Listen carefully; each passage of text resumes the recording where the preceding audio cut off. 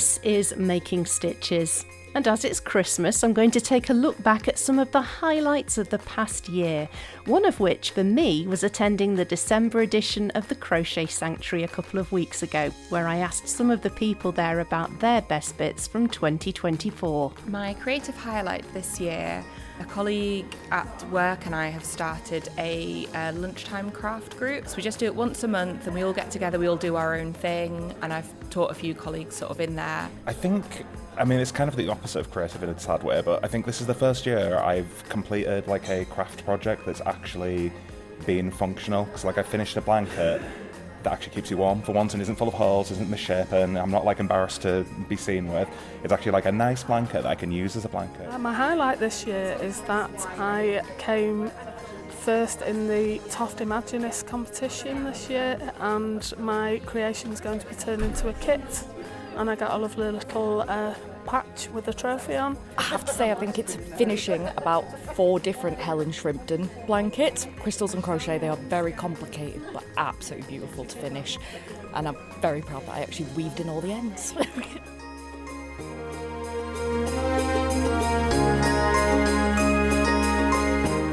Hello and welcome to this special Christmas edition of Making Stitches podcast.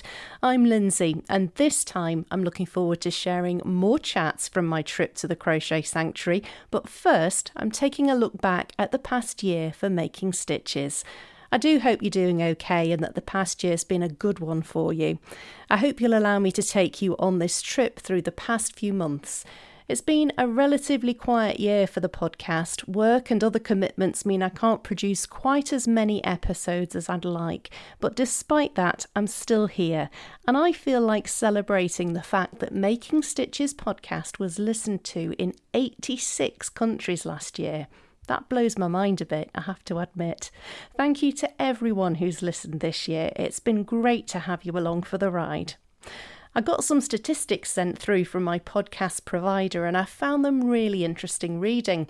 Whilst the UK is the top location for Making Stitches listeners, the city where it's most popular is Sydney in Australia. So hello to everyone in Sydney and wherever else you are in the world listening. It's great to have your company. I was also told my top 5 episodes for 2024, so here they come now. Or at least a little bit of each of them, in case you missed them the first time around. In 5th place was the episode back in June about an utterly remarkable feat of yarny engineering, an 80-metre long recreation of the D-Day landings to mark the 80th anniversary of this hugely significant event. The person behind it was Tansy Forster, a Brit living in northern France who initially thought she'd create something along the lines of a postbox topper for her garden wall, but it soon grew much bigger than that. I knit. I keep alpacas for their wool here. I'm just basically coming up for the anniversary. I was thinking, what can I do to market? Because for the last 16 years, we've had a World War II veteran stay with us, Harry Kulkovitz, who landed on Utah Beach on the 6th of June in the 3rd wave. And Harry is now passed, so our 6th of Junes just aren't the same anymore without Harry. And I just felt, I need to do something. And I had the idea of doing a topper, which is one of the things that they do in the UK. Why don't I do a topper for my garden gate? But then it sort of like got moulded into the Bayeux tapestry size, and then it got sort of like, well, let's do it as 80 metres rather than 70, which the Bayeux tapestry is. Let's do it 80 for the 80 years, and that's how it came about. And then I set to and sort of went on Facebook and recruited people from all over the world to get involved, and here's what's happened. It's absolutely incredible. Absolutely incredible. Just looking at it from the outside and seeing like your Facebook page and the fact that there's people literally all over the world who are contributing parts to this whole amazing creation that you've put together. It must have been a logistical nightmare to try and get it to work. It's been absolute horror show. I've been working 7 days a week. I've had 1 day off in a year. Gosh. I've been working 7 days a week, as many as 16 hours. I mean, just because I've written a book as well in amongst it all. I've done a book to go with all the work, describing each and every panel. What is the history of that panel? What is depicting? And it's taken a lot of research, and then it's got a little paragraph from each person why they wanted to get involved. So I've done that as well, and that took a lot. So, you know, some mornings it was 5:30 in the morning. My husband was ringing me up. Why aren't you in bed? Oh, I'm still working on the book. You know, this sort of thing. So yeah, I'm pretty tired. I'm not surprised, but goodness me, to go from wanting to do a topper for your garden gate to ending up with this huge production is incredible. I know. It's fabulous. And the thing is about it, as well as everything else, without me fully realising it, is I knew the French didn't understand what I was trying to do, but the mayor here in Carentan ran with it. And I've since heard that there was an awful lot of people against it, but the mayor continued putting his belief in me. And yesterday at the inauguration, he announced in front of everybody that when it gets back after its 7 months tour in England and a year in America, they're going to have a permanent home for it. I loved speaking to Tansy about that. We had to fit our chat in around other interviews she was doing for the BBC and other media outlets, so I was really lucky to speak to her at all. I also chatted to a couple of ladies from the northwest of England who worked on one of the panels which made up the exhibit, Diane and Jill. It was great to hear about how they'd put their section together. The exhibition is currently on tour around the UK before heading off to America. You can find out all about it and where it's going next on the Longest Yarn website. You can find the links to that in the show notes to this episode, along with the links to everybody else who's featured. In fourth place in the Making Stitches countdown of 2024 is the episode featuring a chat I had with Barbara Berman about why sewing matters. Barbara is a retired academic from the University of Southampton who's spent more than 40 years teaching and researching the history of dress and textiles. It was fascinating to hear Barbara's insight, especially on the decrease in the number of children being taught how to sew in schools. I'm very concerned. When you take the long view, you look back to the 19th century, it was compulsory in state education, several hours a week of sewing. I mean, the motives may have not be acceptable by modern terms, because it was regarded as something that was very feminine skill, and also a lot of the powers that be that set up schools wanted to make sure that poor children could manage their own homes and become respectable and so on. And needle skills were very important then, and also that would make them better servants. So it was really embedded for all kinds of ideological reasons in education in the 19th century. And as you watch time pass, you get to now where I've talked to school teachers who say, very sadly, they say, well, my head teacher doesn't want it in the school. It takes up a lot of space. Sewing machines might harbour germs. I've heard that one. And of course, as class sizes get bigger, then the health and safety issues become more evident to people. So sewing machines, dangerous. Hot irons, dangerous. Scissors, dangerous. And you can't really teach in a what would be regarded as a safe way if you've got these big numbers. That's one excuse for not having it in the school. And another is this to me topsy-turvy sense that you can teach design in the abstract. You can teach design without connecting it to making. I mean, I find it really hard to fathom, and I would very much like to spend some time in a school watching what is happening now in that regard.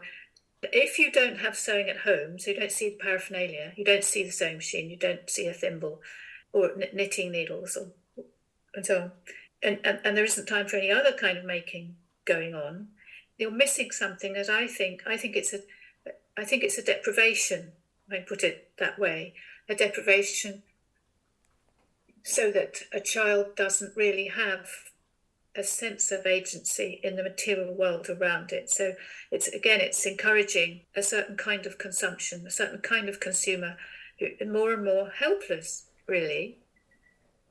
So if you can't paint a wall in your flat the colour you want, or you can't run up a pair of curtains, or you can't make a cushion, or you can't fix the button, you're becoming you're becoming passive.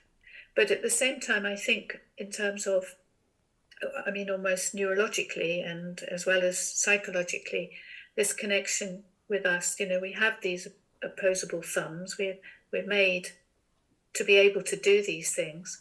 And learning by doing is something that children, if you watch little children, they're doing it all the time. They're doing all the time. They're touching things, lifting things, smelling things, tasting things. They really are learning. And then suddenly they get to school and somehow it's very hard. A lot of schools seem to find it very hard to maintain that sense of learning by doing, improvising, making mistakes, learning from success, feeling that they've got something to show for their time. If you take sewing out of that, I think you've made the wrong judgment call. I really do. Next in the Making Stitches podcast top 5 came a chat I had with crochet and knitting designer Emma Varnham. I've wanted to interview Emma for ages, so it was a real thrill to get to meet her for the podcast. One of the many areas we covered, and rather appropriately for this time of the year, was the topic of making gifts.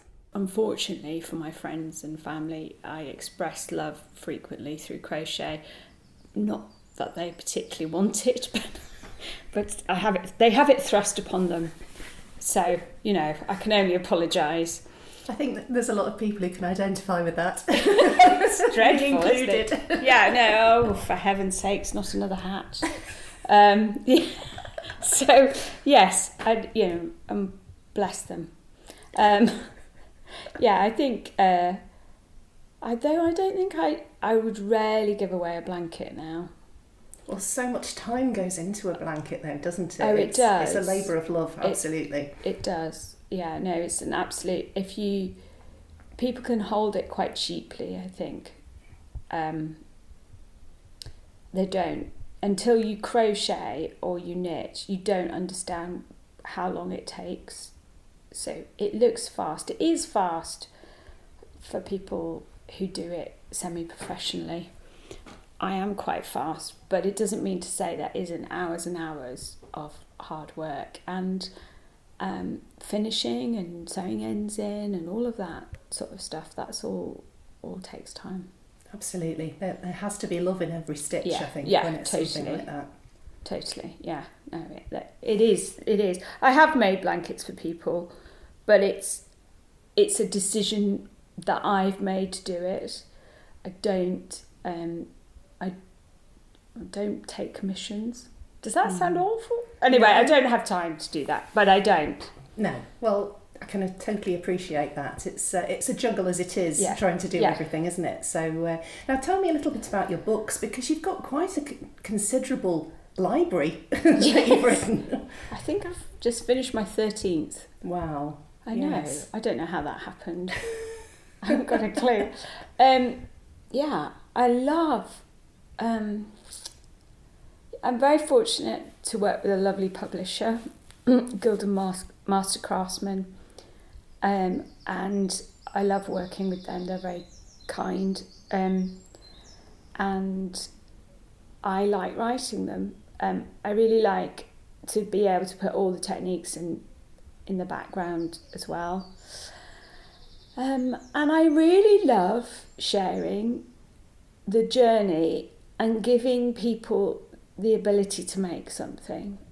So I want to be able to share the gift of making and give everybody the chance, if they want to make something that they really love and are proud of, and it really speaks to them and they get joy from making it. I love sharing that. So yeah, I love doing that, and I enjoy the writing. Interestingly enough, when you look at a crochet book or whatever, there's actually quite a lot of writing in it. Lots of people look at patterns, but they don't read round the outside. But I think my voice, fortunately, comes through in it. So, yeah, I hope so anyway. So, yeah, I enjoy it. I love it. It's a joy and it's a privilege, actually. It's an honour. Now to the second most listened to episode. And in the summer, I heard about a special crochet exhibition which was being planned and saw that an appeal was being made for granny squares to be sent to contribute to a yarn bomb. That sparked my interest and led me to talk to Dr. Gemma Mackenzie, a researcher in the midwifery department of King's College London. Gemma is a lawyer with a background in human rights law and a passion for crochet. She explained exactly why she was using crochet to reach a wider audience. I wanted to do something that raised awareness, because what I often experience is someone will ask me what my job is, I will tell them, they'll ask more about it, and then I see this kind of penny drop moment where, especially if it's a woman, they start to think about their own maternity experiences and start to think, oh, I didn't realise that I could say no. I thought I had to go along with what was presented to me. And so really the idea came about that I would merge my two passions, crochet and research, human rights and childbirth, and would create a crochet exhibition, which seems totally bizarre, but there is some theory underneath it, some foundational theory, because there's a history of women protesting with thread, hundreds of years of women doing that, because women were typically removed from the official art, so they weren't allowed to put their artwork in galleries and be part of the artistic societies and things of that nature. So women were left with their creative expression was limited to things such as embroidery, later on knitting, crochet and things of that nature. And so that was really their vehicle for expression and also any form of protest. So there's a whole world of that sits behind this idea of using crochet as a way of raising awareness of human rights in childbirth. So the exhibition itself has a few parts, a few components. One of the components is a big public engagement piece based on the ideas of craftivism and yarn bombing, in which anyone around the world can donate a granny square. It originally started off just crochet, but then so many people said to me, can I knit? So it's a granny square with crochet or a knitted square, about 15 by 15 centimetres of any design, any colour, to basically bring into the collection of other granny squares and yarn bomb part of the exhibition space. And so far, we've got a year to go until the actual first start of the exhibition, and there's over 600 squares being donated already. So there is a lot of squares coming in. So this is obviously resonating with a lot of people. Before I share the most popular episode of 2024, I'd like to share my own highlights of the year. One is that I'm still podcasting and that my podcasts are still being listened to and appreciated, which is really special. Thank you for that. Another is that, like Gemma in the last clip, this year I've married my actual work with crochet too, when I designed the Fair Share Festive Feast wreath, which is a crochet pattern that's raising funds for the charity I work for, Fair Share Greater Manchester. Thank you to everyone who has supported me by buying the pattern. I really do appreciate it. Now back to the countdown of 2024 for Making Stitches podcast, and the most listened to episode is the one in which I chatted to the crochet designer and blogger Heather Gibbs from Keep Calm and Crochet On. Heather first started blogging in January 2014, over a decade ago. Her blogging led her to designing her own crochet patterns, and she's now been featured in lots of crochet magazines. Her designs are many and varied, so I asked her where her inspiration came from. I think I like to try a bit of everything. I suppose, not that I don't want to be earmarked is not the right word. I don't want to be put into a box and say, right, this is the only thing that I will make. I like to have a little go at everything. And so the inspiration comes from, it can come from everywhere. It can come from, seeing something interesting in a building, or I'm quite into walking, so I do a lot of walks outside. I get a lot of inspiration from that. Or it can be something that my children have said. A lot of my earlier designs were definitely partly thought out through them, and then I brought them into being through one of their ideas. Just everywhere. It's something that I never find. I mean, I'm touching all the wood now. It's something that I find that I never lack ideas. I just lack the time to do them. Oh, yes. If only there were another 10 or 12 hours in a day, we might have a chance of achieving all the things that we'd like to make. Yeah, definitely. Oh, that's fantastic. So obviously we've talked about the fact you've been going on your blog for 10 years and presumably you never imagined that where it would take you. Have you any idea where it's going to take you next? Maybe for the next 10 years? That's a scary thought. That's a really interesting idea. Question, sorry. Well, if you'd have asked me at the beginning, I would have never have thought that I would have been where I am now with it. I suppose for me that my blog has been my one consistent thing that's continued throughout those 10 years. And I suppose it's very grounding for me. Like, I know that I like to put out a post on a Wednesday. So I suppose my week is sort of structured around that, really.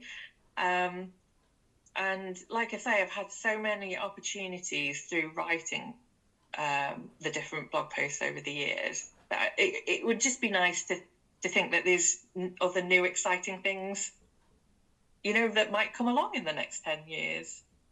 I want to say a huge thank you to everyone who's spoken to me for Making Stitches this year. The guests who featured in this episode, as well as Kathy from Lazy Cape Textiles, Claire Reed, or Etsy Claire as she's also known, Jen Simonic from the Loose Ends Project, Jane Abraham, the Cornish knitter, everyone who spoke to me at Yarndale in September this year, and Becky Davies Downs, whose episode brought the last series to a close.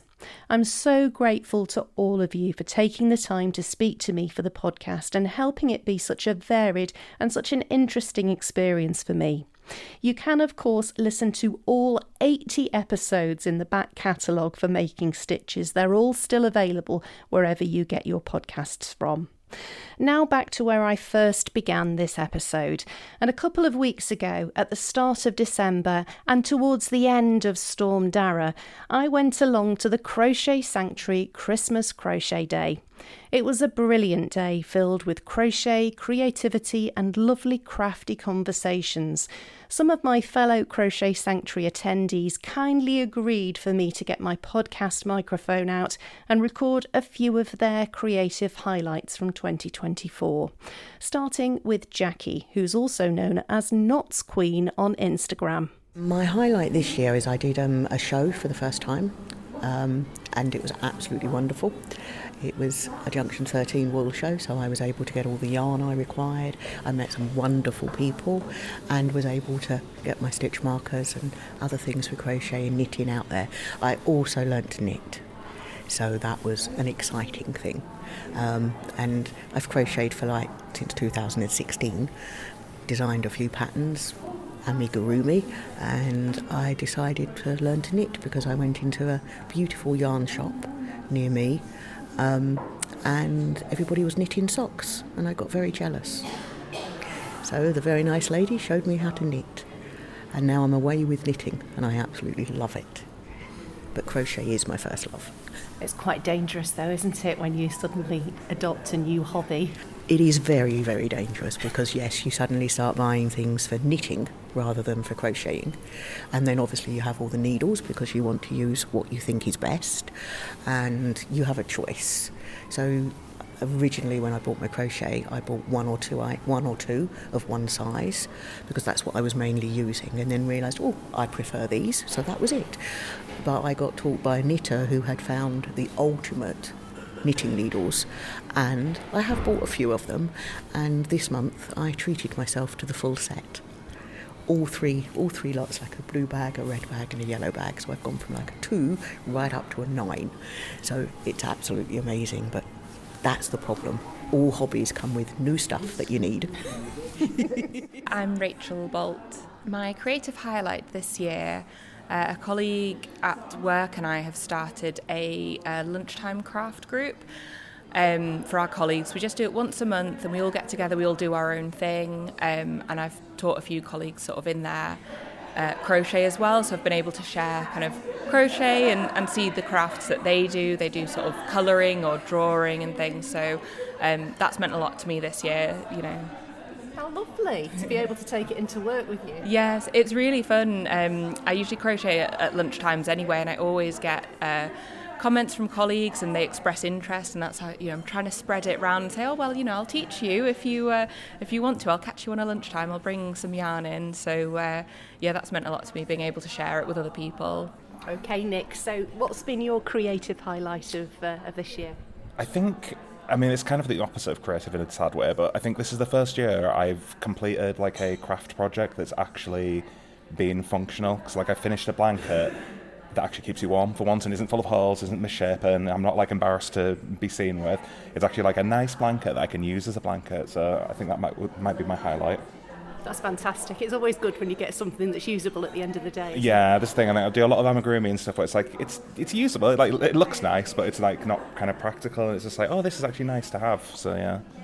What would you say creativity and crafting and crochet has given to you generally?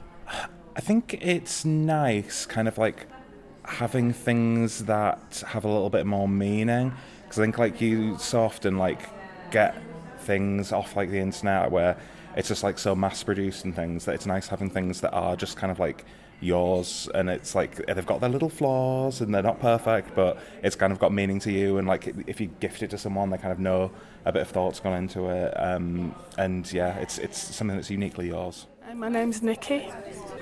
My highlight this year is that I came first in the Toft Imaginist competition this year. And my creation's going to be turned into a kit, and I got a lovely little patch with a trophy on, and I was just thrilled to bits that they like my design the best. So that's amazing, isn't it? I mean, when you think there must have been an awful lot of people who entered and yours came out top. Yeah, and I never expected it, but it's just so lovely. It's such a nice crochet community, and it's such fun to take part in, so yeah, I really enjoyed that this year. No wonder, that's wonderful. Thank you. What would you say creativity gives to you generally? Creativity, particularly crochet, it takes me away from all my troubles. It gives me comfort when things aren't going so well, and it just gives me such a sense of pride and happiness, and I like creating things for other people and giving them lots of joy, so that's what it means to me. Okay, Caris, so what's been your creative highlight of 2024? So I think today, learning to crochet today at the Crochet Sanctuary. I did a little practice last night, but didn't get very far, so it's been really nice today to learn. I have to say it's remarkable considering you started last night and what you've achieved today. That's brilliant. Thank you. I didn't think I would achieve this much at all. I was more just coming to have a nice day. I wasn't expecting to actually do it, but it's been brilliant. And I was saying earlier, it's kind of the first time I've been off my work emails this consistently. My brain's just been completely empty, so that's been lovely. I will be carrying on, I think. Excellent news. Thank you. What would you say creativity does for you?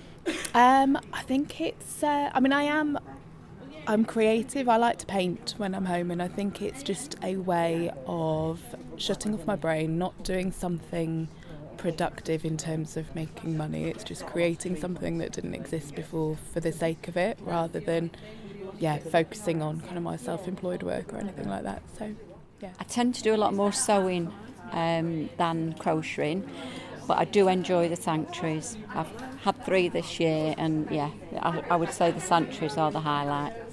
Fantastic. And what does being creative do for you? I suppose it's just a freedom, really, within the sewing or even the crochet. It's just a freedom to express, and sort of mental health as well. I think it's really good for a lot of people. Penny, so what would you say is your creative highlight of the last year? It's making a little knight in armour using Toft mini dolls as a basis for my nephew. And I'm showing it to Toft designer Carrie Lord, and her giving me a little trophy patch because she loved it so much. That's amazing. How fantastic. What else have you worked on this year?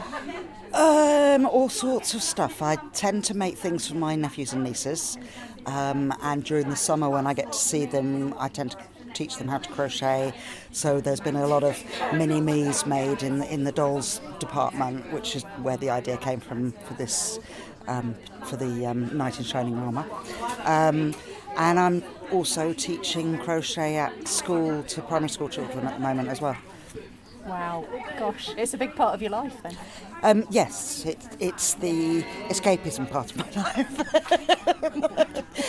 Everybody has their difficulties in life, and crochet is quite a nice way of, leaving it all to one side. Steph, so what's been your creative highlight of this year? I have to say, I think it's finishing about 4 different Helen Shrimpton blankets, but crystals and crochet, they are very complicated but absolutely beautiful to finish, and I'm very proud that I actually weaved in all the ends. Yeah, that's something definitely to be proud of. And what does being creative do for you? I think it just gives me an outlet to not focus on the annoying parts of life, and it's something I can lose myself in entirely and not think about chores. Yeah, I can totally identify with having that. something at the end to sit there and go, I did that. What a brilliant array of fantastic highlights, from the satisfaction of learning a new skill and finishing projects to winning competitions.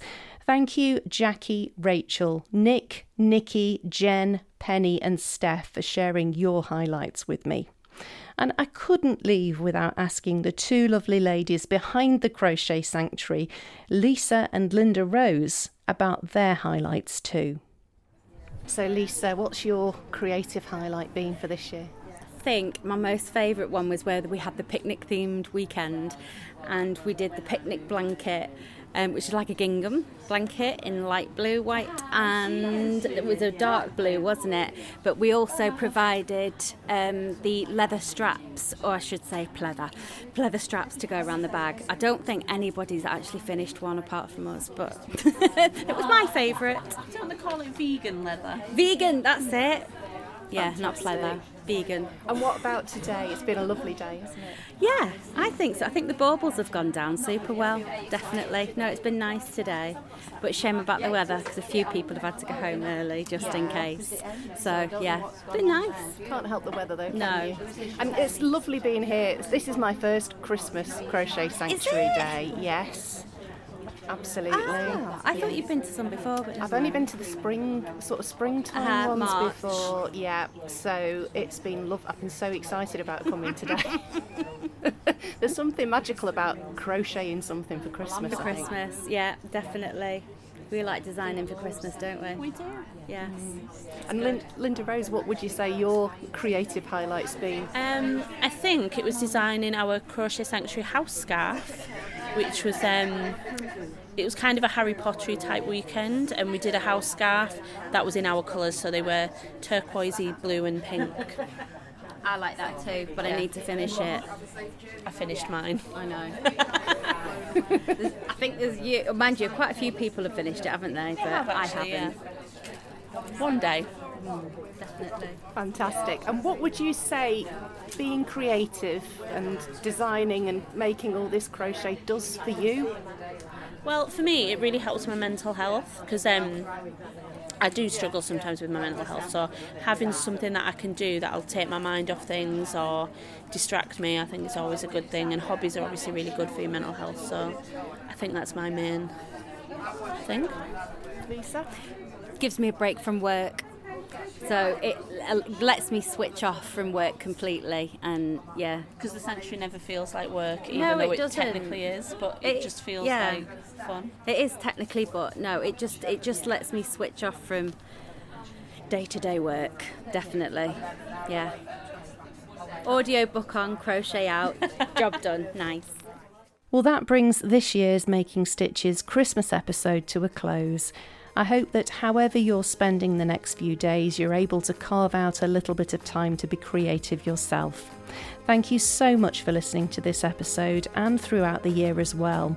It's so lovely to be able to share these creative and inspiring conversations with you. I'll be back again in the new year with some more creative chats for you. Until then, though, have a very happy Christmas and all my very best wishes for 2025. Take care and enjoy your crafting.